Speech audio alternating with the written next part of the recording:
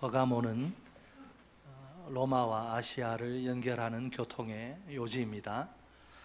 상업과 무역이 발달해 부요한 도시입니다. BC 133년에 아탈루스 3세가 영토를 로마에 바칩니다. 그 후로 버가모는 로마의 속주인 아시아의 수도가 됩니다. 버가모는 아주 특별한 도시입니다. 로마 제국의 효과적 통치를 위한 주요 거점입니다. 서머나처럼 황제 숭배 중심지이기도 합니다. 먼저 12절은 예수님을 두 날 가진 검을 가지신, 좌우에 날선 검을 가지신 이로 소개합니다. 이 예리한 쌍날 칼, 쌍날 검이죠. 이 예리한 쌍날 칼은요, 신적인 심판을 상징합니다. 예수님을 우주적 심판주로 묘사하는 겁니다. 지금 버가모 성도들은 로마 황제 숭배를 강요당합니다. 로마 황제는 마치 자기가 온 세상의 주인인 것처럼 행세를 합니다. 모든 사람이 자기 발 앞에 무릎을 꿇고 경배하길 원합니다. 자기 말 한마디에 사람들이 죽느냐 사느냐가 결정이 됩니다. 그 권세가 하늘을 찌를 듯합니다. 그러나 온 세상의 주인은, 우리가 잘 알듯이 온 세상의 주인은 오직 예수님 한 분뿐입니다. 그분께 모든 권세와 능력과 생명과 죽음이 있습니다. 그분은 전 우주의 심판주이십니다. 버가모 교회 성도들은 로마 황제를 두려워할 것이 아니라 온 우주의 심판주이신 예수님을 기억하고 예수님의 심판을 생각하며 그분 앞에서 항상 살아가야 합니다. 이제 13절 상반절을 보면 내가 아노니, 이 말로 예수님의 칭찬, 버가모 교회가 참 귀한 교회인데 예수님의 칭찬이 내가 아노니라는 표현으로 시작됩니다. 예수님은 버가모 교회 성도들이 사는 장소가 어떤 특징이 있는지, 어떤 곳인지를 정확히 아십니다. 그곳은 사탄의 권좌가 있는 장소입니다. 내가 사는 곳, 곧 사탄의 권좌가 있는 곳, 사탄이 왕으로 즉위한 곳, 이런 곳이죠. 이처럼 뭘 이야기합니까? 로마, 이처럼 황제 숭배가 넘치는 곳엔 사탄의 통치가 강력히 작동하는 겁니다. 현재 버가모 교회 성도들은 선택의 기로, 갈림길에 서 있습니다. 로마 황제와 그리스도 둘 중에서 주님으로 섬길 대상을 선택해야 하면 택1, 둘 중에 택1입니다. 반드시. 사탄이 온갖 악랄한 수단과 방법을 총동원해 핍박하고 박해하는 상황입니다. 그 목표는 그리스도를 포기하도록 만드는 것입니다. 로마 황제를 주님으로 숭배하도록 말이지요. 아무리 그래도 성도로서 그리스도를 포기할 수는 없는 노릇입니다. 그러니 버가모 교회 성도들의 삶이 얼마나 힘들고 고통스러울까요? 우리 예수님은 그들의 그 힘겨운 그 지난한 그 상황을 잘 아십니다. 예수 믿느라고 당해야 하는 고난과 그 가운데 쏟는 눈물과 고통, 다 내가 안다. 그들이 믿음 때문에 흘리는 눈물과 고통까지 다 아십니다. 사람이 몰라줘도 주님이 알아주시면 그만 아닌가요? 13절 하반절에 따르면 그들은 예수님의 이름을 굳게 잡습니다. 예수님을 믿는 믿음을 저버리지 않습니다. 그들의 형편상 이것은 절대로 쉽지 않은 일입니다. 오히려 예수님을 믿는 믿음을 저버리기가 더 쉽습니다. 끝까지 믿음을 붙들고 있다간 큰일 납니다. 안디바처럼 죽임을 당할 수도 있습니다. 과연 죽음 앞에서 흔들리지 않을 사람이 누가 있나요? 죽음의 문턱에 서면 누구나 약해지는 것이 우리 인간입니다. 저도 마찬가지고 우리 인간이에요. 예수님의 제자들이 신뢰입니다. 신뢰. 예수님이 잡히시던 순간 그 믿음의 그 제자들이 죽음이 두려워서 다 도망치고 맙니다. 졸지에 제자들이 비겁하기 짝이 없는 졸장부로 전락한 겁니다. 죽음 앞에 목숨을 부지하려고. 버가모 교회 성도들 역시 예수님을 믿는 믿음을 저버리기만 하면 됩니다. 그러면 편안한 삶이 보장됩니다. 더 이상 신앙을 지키기 위해 눈물 콧물 흘리고 힘들고 괴로운 삶, 그런 거 살지 않아도 됩니다. 죽음 같은 거 걱정할 필요조차 없습니다. 믿음이 흔들리기 딱 좋은 상황이죠. 끝까지 믿음을 지키며 고난받고 그렇게 죽을래? 아니면 믿음 포기하고 편안하게 살래? 선택해라. 게다가 버가모 교회 성도들은 끔찍한 상황, 끔찍한 광경까지 목격합니다. 안디바, 신실한 주님의 종 안디바가 자신들 눈앞에서 처형당한 거예요. 공개 처형의 의미죠. 북한에서 장성택이 그 기관총으로 난사해서 공포감을 극대화시키는, 너희도 반항하면 말 안 들으면 저꼴 난다, 저짝 난다, 그렇게 공포감을 주기 위해서 다 모아서 그렇게 공개 처형하는 거예요. 지금 믿음을 지키느라고 힘들게 버티는데 그 사람들 앞에 그렇게 살면 이 꼴 난다, 이 짝 난다, 죽여버리는 거예요. 놀랍게도 그 상황이지만 이 버가모 교회 성도들은 낙심하지도 두려워 벌벌 오줌을 싸지도 않습니다. 계속 예수님을 믿는 믿음을 굳게 붙듭니다. 믿음을 지키기 위해서라면 죽음까지도 불사할 각오입니다. 그들에게 예수님을 믿는 믿음은 생명보다 소중합니다. 다른 것은 다 잃을 수 있어도 믿음만큼은, 예수만큼은 결코 잃을 수 없습니다. 아무도 꺾을 수 없는 강하고 굳센 죽음보다 강한 믿음, 신념입니다. 예수님은 버가모 교회 성도들의 이 아름다운 믿음을 칭찬하십니다. 주님이 흐뭇하신 거죠. 그들이야말로 참된 그리스도인들입니다. 그들이 진짜입니다. 우리도 신앙생활 하다가 고난 앞에 설 때가 있습니다. 예수 믿는 것 때문에 고난 당하고 또 힘들 때가 있죠. 어떤 경우엔 그 고난의 무게가 너무 중해서 아주 극심한 고난에 사정없이 짓눌려서 큰 고통을 겪기도 합니다. 그래도 믿음만 있으면 됩니다. 그 믿음으로 넉넉히 버가모 교회 성도들처럼 승리할 수 있습니다. 과연 그렇게 믿음을 지키고 끝까지 예수 포기하지 않으려고 용을 쓸 때 사탄이 할 수 있는 일은 무엇일까요? 우리를 죽음의 자리까지 몰고 가는 것입니다. 그 이상, 거기까지가 한계입니다. 그 이상은 할 수 없습니다. 사탄이 욥을 그렇게 죽일 듯 공격해도 생명은 손을 못 대요. 왜? 하나님이 금했기 때문에. 죽음까지 몰고 가서 죽일 수 있어요. 딱 거기까지. 우리가 죽을 수는 있어도 믿음을 잃을 수는 없습니다. 죽는다고 믿음까지 빼앗기는 건 아닙니다. 오히려 우리는 죽음으로써 믿음의 진정성, 내가 진짜임을 증명할 수 있습니다. 자, 그런데 14절 이하에 가면 반전이 일어납니다. 정말 누가 보더라도 아름답고 훌륭한 믿음의 공동체인데 이 버가모 공동체, 교회 공동체에 대한 칭찬이 책망으로 바뀐 것이죠. 교회 안에 발람의 교훈을 지키는 그런 자들이 있다는 겁니다. 14절 하반절은 구체적으로 발람의 죄악상이 무엇인지 이제 폭로합니다. 발람이 발락을 가르쳐 이스라엘 자손 앞에 걸림돌을 놓아 우상의 제물을 먹게 하였고 또 행음하게 하였느니라. 아멘. 이 발람이 누구냐면 메소포타미아의 유명한 복술가, 점을 쳐서 먹고 사는 인간입니다. 모압 왕 발락이 이제 발람에게 모압 장로들과 미디안 장로들을 보내요. 사절단을 보냅니다. 그들은 발락의 명을 받들어 발람에게 무서운 청탁을, 끔찍한 청탁을 합니다. 뭐예요? 하나님의 백성인 이스라엘 백성 좀 시원하게 저주해 달라는 청탁 말입니다. 이때 발람은 하나님의 분명한 음성을 듣습니다. 그들과 함께 가지 말라는 것이죠. 이스라엘 백성 저주해서는 안 된다는 그런 것입니다. 따라서 발람은 그들의 요청을 이제 거절합니다. 그런데도 발락은 더 높은 고관을 2차로 발람에게 보냅니다. 포기하지 않고 다시 한번 더 청탁하는 거죠. 이스라엘 백성 제발 좀 저주해 주라. 그러면 내가 너를 높여 크게 존귀하게 만들어 주마. 너 무슨 소원이든 내가 다 들어 주마. 약속하는 거죠.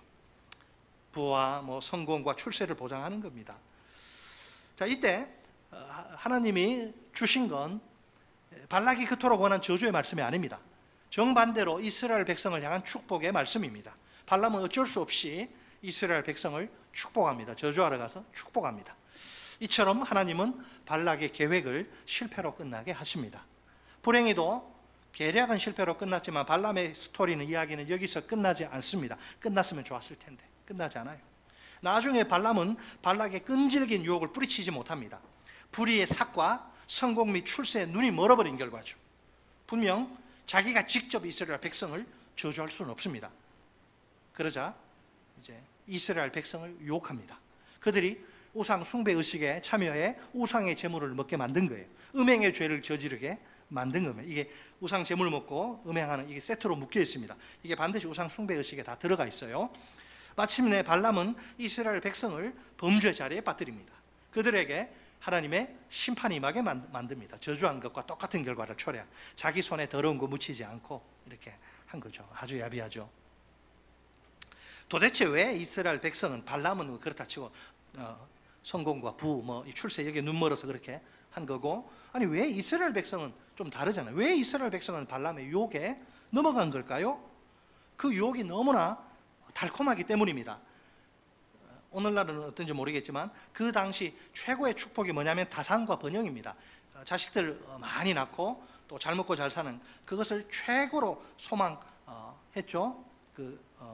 모든 사람들이 그렇죠. 하나님 백성뿐만 아니라 다산과 번영의 축복을 딱 이렇게 내놓으니까 이게 도저히 거부하기 힘든 거예요. 그 축복을 받는 길이 뭐냐? 그래 가르쳐 주기를 우상 숭배 의식에 참여하는 거래요. 신전 창기들 창녀들과 음행을 저지르는 것이래요. 좀 마음이 거리끼지만 그래도 그러면 다산과 번영의 축복이 주어진다고 하니까 에라 모르겠다 하고 이스라엘 백성은 다산과 번영의 축복이라는 미끼를 덥석 물어버립니다. 독이 묻은 줄도 모르고 치명적인 미끼에 걸려든 겁니다. 놀랍게도 이 버가모 교회 안에 똑같은 죄가 있다고 합니다. 발람의 교훈을 지키는 자들이 교회 안에 있는 겁니다. 니골라당의 교훈인데 주님의 거룩한 교회 안에 우상 숭배와 음행의 죄를 저지르는 정신 나간 자들이 있다니요. 15절을 보면 그것은 뭐라고요? 니골라당의 교훈입니다. 이 발람의 교훈과 동일한 교훈이죠.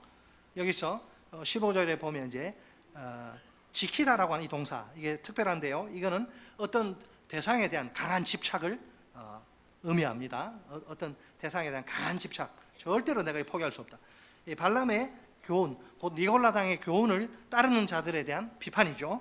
그들이 얼마나 거짓된 교훈에, 탐욕스러운 교훈에 사로잡혀 있는가를 강조합니다. 하나님은 이 발람과 그의 꿰매 넘어간 이스라엘 백성까지 함께 심판하시죠. 전염병을 보내가지고 24,000명을 죽여버립니다. 발람은 어떻게 죽이냐? 이스라엘이 이제 미디안 정복하러 이제 나아가는 전쟁에서 미디안의 그 적 다섯왕과 함께 죽여버립니다.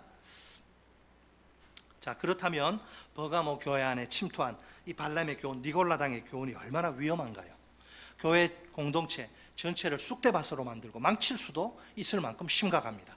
그래서 도저히 예수님이 이거를 모른 채 하실 수가 없으셔서 강하게 책망하시는 겁니다. 자, 원래 버가모 교회 성도들은 예수님께 칭찬받은 믿음의 사람들이 아닌가요? 순교자가 발생하는 극심한 핍박의 상황에 우리같이 예수 믿는다고 누가 잡아가고 때리고 고문하고 물고문하고 이런 거 아니에요. 우리는 그런 상황이 아니지만 여기는 지금 순교자가 발생하는, 예수 믿는 것 때문에 목숨을 걸어야 됩니다. 안 그러면 예수 못 믿어요. 순교자가 발생하는 아주 극심한 핍박의 상황입니다. 그 속에서도 예수님을 믿는 믿음을 저버리지 않을 정도입니다. 그런 상황에서도 그렇게 귀한 그 공동체인데, 그런 상황에서 그들 중에 일부가 몇몇 사람이 발람의 교훈을 지키다니요. 그들에게 이 발람의 교훈, 니골라당의 교훈은 치명적인 유혹입니다. 다른 말로 하면 오늘 설교 제목처럼 신앙의 함정입니다. 자, 발람이 누구냐? 타락한 교사들의 전형적인 모델입니다. 성도들을 세속에 타협하도록 속이는 타락한 교사들 말입니다. 그러니 정말 위험한 인물들입니다. 오늘도 그들은 발람의 행위를 되풀이합니다. 겉으로 하나님을 섬기는 척하지요. 그러나 사리사욕에 혈안이 되어 있습니다. 한마디로 사리사욕에 눈이 먼 자들이요. 자기 식구들 친척들 다 끌어들여서 배불리고 사람 속이고 착취해서 배불리고 이런 거죠. 자신의 배를 채우기 위해서 순진한 성도들을 유혹합니다. 그들은 이단의 지도자들입니다. 주변에서 영적 지도자라고 막 세상은 모르니까 막 축켜 세우지만 사실은 주님 보실 때는 타락한 심판받을 교사일 뿐입니다.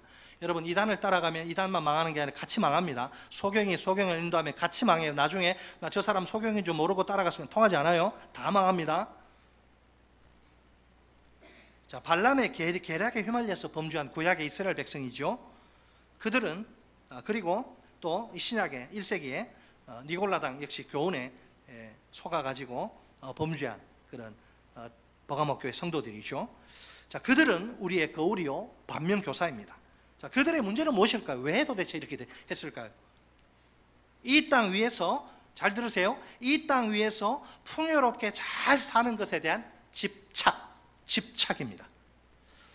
요즘 경기 불안과 침체로 우리 서민들의 생활이 참 힘들죠. 오죽하면 뭐 기업도 그렇고 중소기업도 그렇고 민생 소비 쿠폰을 이렇게 지급할까요? 그 민생 소비 쿠폰에 이어 나오는 참 마음 아픈 이야기들이, 참 짠한 이야기들이 많죠. 눈물겨운 이야기들이. 평소에 그 과일 고기 비싸서 못 사 먹다가 민생 소비 쿠폰 받아가지고 그거 사 먹으니 좋다 환하게 웃으시는 분들 인터뷰하는 거 보면, 부자들이야 그 돈 그거 있으나 없으나 하지만 그것도 힘든 그런 서민들이 많은 지금 오늘 대한민국 현실 아닙니까?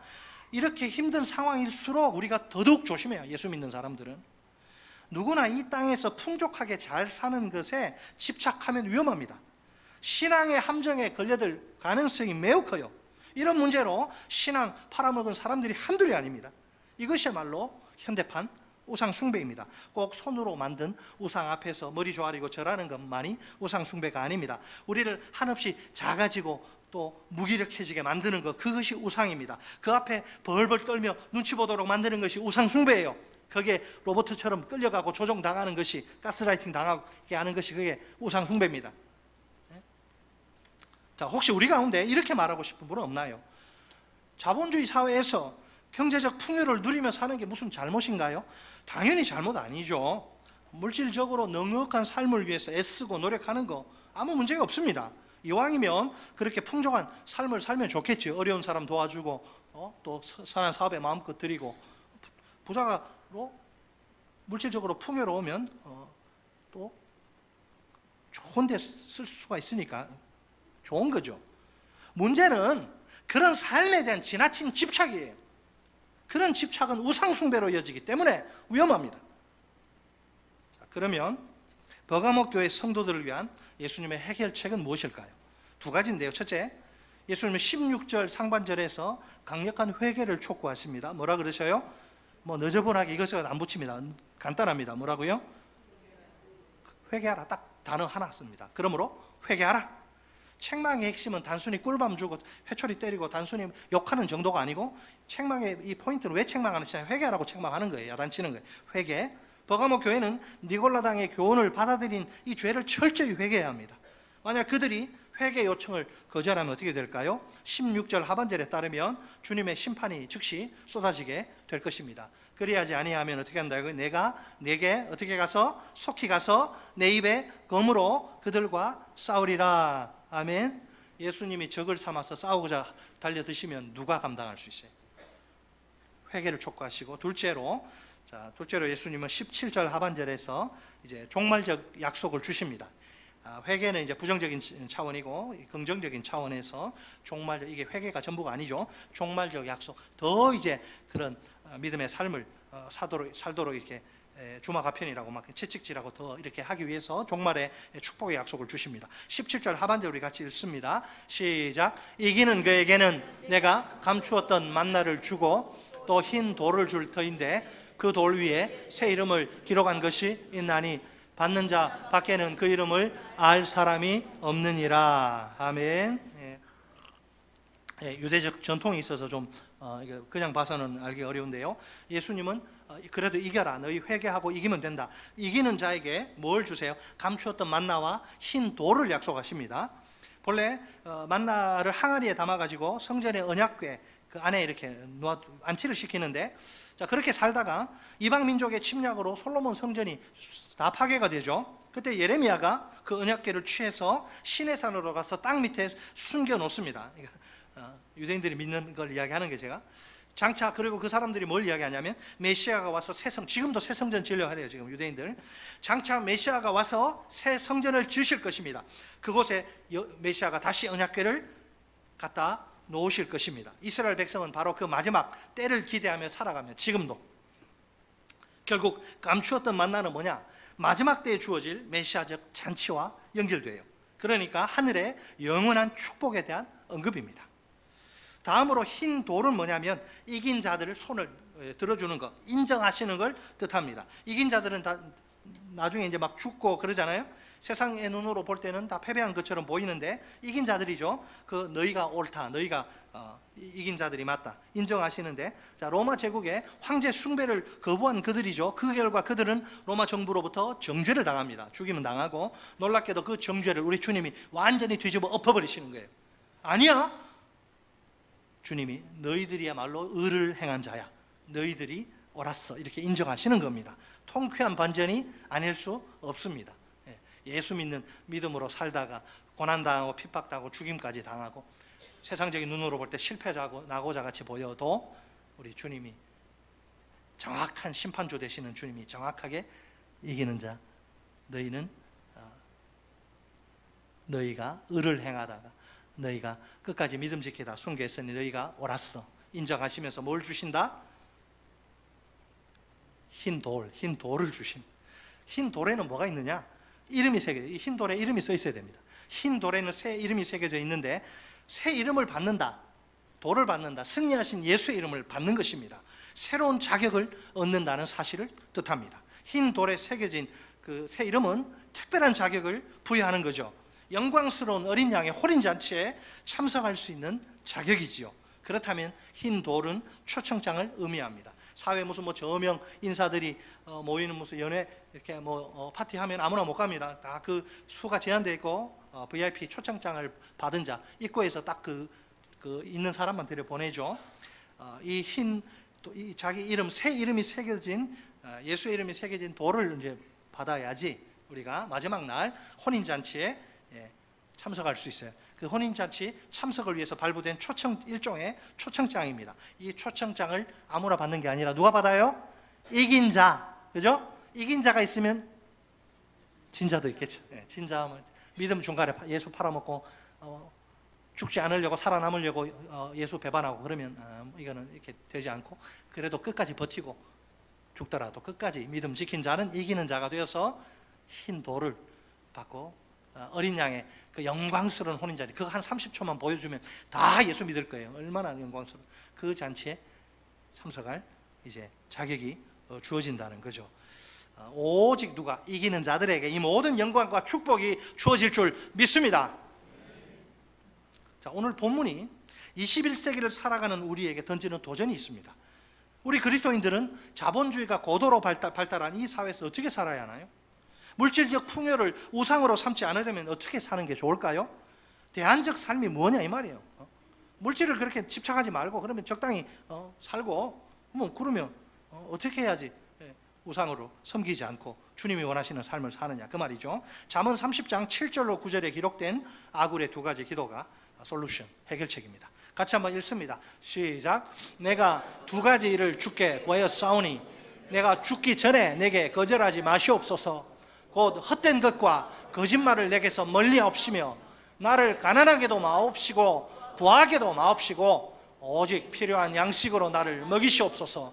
혹 내가 배불러서 하나님을 모른다, 여호와가 누구냐 할까 하오며 혹 내가 가난하여 도둑질하고 내 하나님의 이름을 욕되게 할까 두려워함이니이다. 이렇게 살면 되는 거예요. 이렇게 살면. 아굴은 빈부의 극단에 빠지지 않도록 지혜롭게 기도합니다. 단지 재물을 잘 관리하거나 잘 사용하도록 도와달라는 게 아니에요. 빈부의 극단이 초래할 신앙의 함정에 빠지지 않도록 자기를 지켜주시고 도와달라는 겁니다. 기도의 핵심은 뭐예요? 오직 필요한 양식으로 나를 먹이시옵소서. 양식 먹으면 되잖아요. 따라서 하십니다. 오직 필요한 양식으로 나를 먹이시옵소서. 이 문장에 허락하다는 히브리어 동사가 나오는데요, 참 재밌습니다. 짐승이요 먹이를 찢어서 먹는 모습을 가리키는데 뭔 말이냐? 짐승의 새끼들은 이제 사냥할 능력이 안 되니까 다 저기 있고 놔두고, 짐승의 어미 아비가 이제 사냥을 나가가지고 먹이를 물어오잖아요. 그러면 짐승 또 그냥 못 먹으니까 다 찢어서 발라서, 우리 옛날에 어머니들 생선 발라서 가시 빼서 살코기 아들아 먹어라 척 주시는 것처럼 다 해서 이제 주는 그 장면을 이야기하는데, 무슨 말이냐? 아굴이 지금 하나님이 그런 어미 아비처럼 그렇게 해달라는 거죠. 아굴은 하나님이 그렇게 짐승의 어미 아비가 자기 새끼 그렇게 양식으로 먹이듯이 하나님이 자기에게 그렇게 일용할 양식을 허락해 주시기를 구합니다.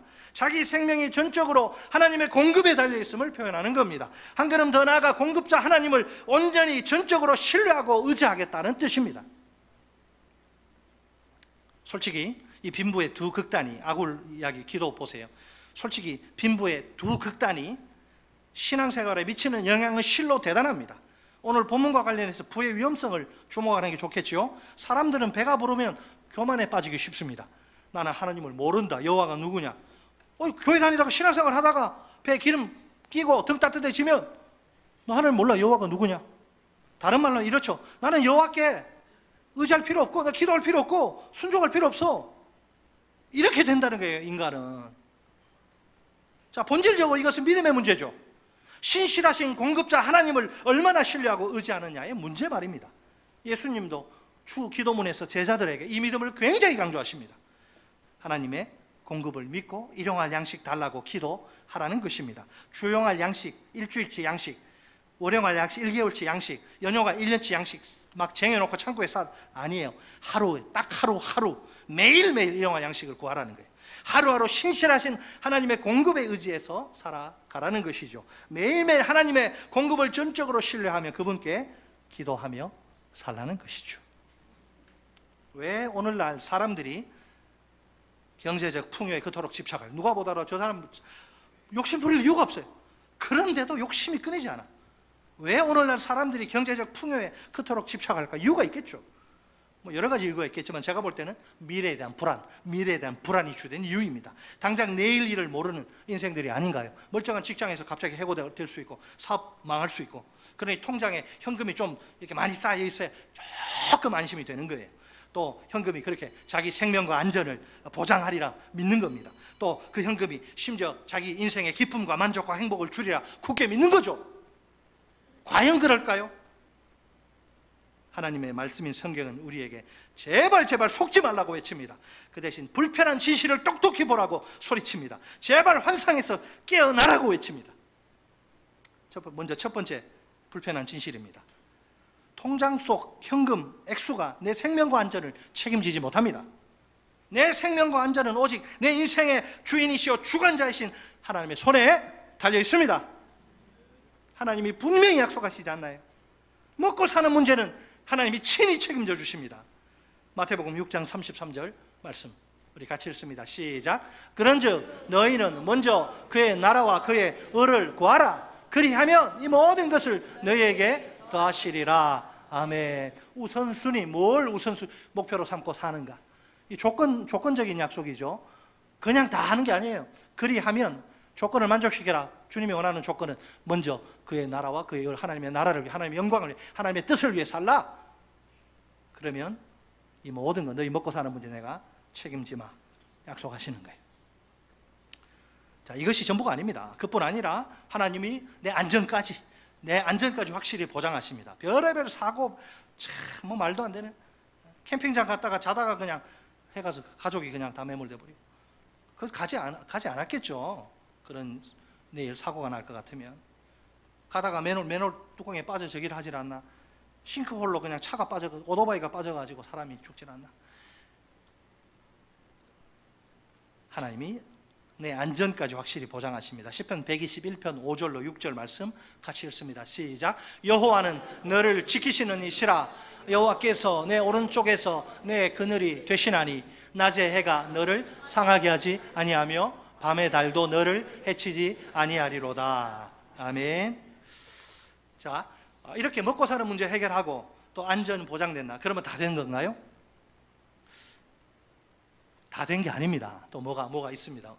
요거 맞추시면 대단하신 거예요.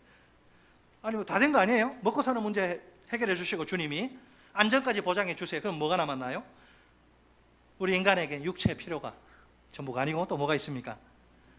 내 영혼의 그 깊은 데서 영혼의 필요가 있어요. 영혼의 필요가 채워지지 않으면 기쁘지 않아, 행복하지 않아. 영혼의 필요가 채워지면 행복해요, 기뻐요, 만족해요. 나는 기뻐요, 정말 기뻐요. 아멘이십니까? 영혼의 필요가 채워져야 돼. 따라서 자연스럽게 여기서 두 번째 불편한 진실이 등장합니다. 물질적인 풍요가 많은 사람들이 속고 있는데 물질적인 풍요가 내 인생의 기쁨과 만족과 행복을 보장하지 못합니다. 내 인생의 기쁨과 만족과 행복은 오직 생명수의 공급자이신 하나님이 보장하십니다. 요한복음 4장 13절로 14절 말씀 같이 읽습니다. 시작! 예수께서 대답하여 이르시되 이 물을 마시는 자마다 다시 목마르려니와 내가 주는 물을 마시는 자는 영원히 목마르지 아니하리니 내가 주는 물은 그 속에서 영생하도록 솟아나는 샘물이 되리라. 아멘. 세상의 물, 그 뭐예요? 뭐 돈도 있고 성공, 출세. 세상에 주는 물 마셔봤자 계속 밑빠진 독에 물 붓기 계속 마르다. 그러나 내가 주는 물은 그렇지 않다. 영생하도록 솟아나는 샘물이 돼서 너에게 참 기쁨과 만족과 행복을 주리라. 예수 안에 다 있어요. 예수 안에. 예수 밖에 있는 게 아니에요. 예수 안에 있단 말이에요. 여기서 한 가지 질문. 그러면 자, 이처럼 하나님이 내 생명과 안전을 책임져 주시는 이유는 무엇일까요? 하나님이 내 인생의 기쁨과 만족과 행복을 보장하시는 이유는 또 무엇일까요? 이유는 단 하나, 하나님이 나를 지극히 사랑하시기 때문입니다. 오죽하면 나 같은 천한 죄인 살리시려고 하나뿐인 자기 아들을 아낌없이 십자가에 저주의 죽음에 내어주실까요? 그만큼 나는 하나님께 귀하디 귀한 존재, 특별한 존재입니다. 이 지구상에 온천에 나는 딱 한 사람밖에 없습니다. 아무도 나를 대신할 수 없습니다. 그러므로 하나님께 나는 나입니다. 따라서 하십니다. 나는 나다. 나답게 사세요. 얼마나 내가 귀한 존재인지. 이 하나님의 사랑 때문에 하나님 그러시는 거예요. 사랑하는 성도 여러분, 예수 믿는 믿음 때문에 내게 환난과 핍박이 몰려올 수 있습니다. 그럴지라도 나는 예수님의 이름을 굳게 잡아야 합니다. 예수님을 믿는 믿음을 저버리지 말아야 합니다. 또한 내가 신앙의 함정을 각별히 조심해야 합니다. 어떤 경우에라도 발람의 니골라당의 달콤한 교훈에 넘어가지 말아야 합니다. 이 땅 위에서 풍요롭게 사는 거 집착하면 위험합니다. 내 생명과 안전은 하나님이 책임져 주십니다. 내 인생의 참된 기쁨과 만족과 행복은 하나님의 손에서 나옵니다. 우리 모두 이기는 자로 하나님 앞에 우뚝 설 수 있기를 바랍니다. 장차 예수님의 재림으로 하나님의 찬란한 나라가 완성될 것입니다. 그때 하나님과 함께 영원토록 복된 영광의 삶을 살게 될 것입니다. 끝으로 우리 다 함께 고백했으면 좋겠습니다. 제가 먼저 하고 여러분 고백하시죠. 내 인생에서 하나님이 최고입니다. 하나님은 내 생명과 안전의 주관자이십니다. 하나님은 내 기쁨과 만족과 행복의 수여자이십니다. 나는 하나님 한 분 때문에 살만 나는 인생입니다. 따라서 하십니다. 내 인생에서 하나님이 최고입니다. 하나님은 내 생명과 안전의 주관자이십니다.